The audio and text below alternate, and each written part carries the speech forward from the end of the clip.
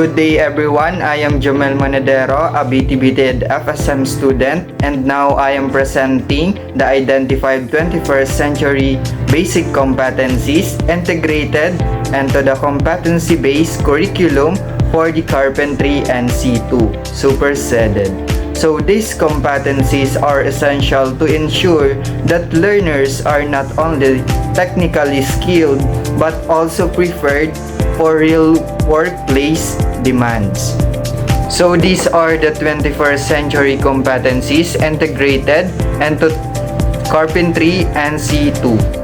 So this included also the communication skills, collaboration and teamwork, critical thinking and problem solving, self-management and career development, creativity and innovations, information literacy, occupational safety and responsibility, environmental sustainability, and the last one, entrepreneurial skills. So these competencies are essential in preparing learners for real workplace situations. So especially the communications is one of the most important. They have to manage, they communicate with supervisor or the co-trainers. So collaborate with other workers are also important in these competencies. It's also include the solve on-site problems.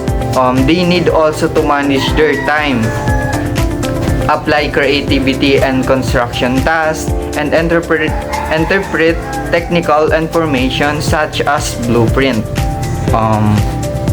Practicing occupational health and safety are also important.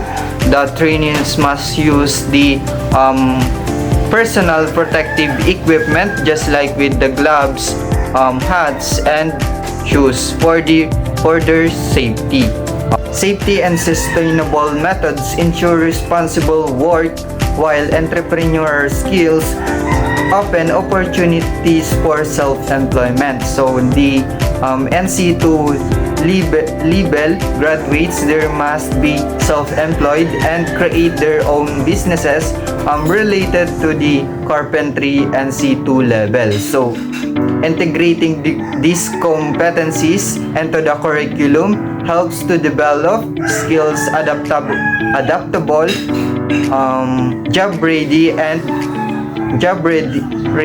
for the carpenters. So that's all for the presentation regarding the 21st century basic competencies integrated into Carpentry and C2 level.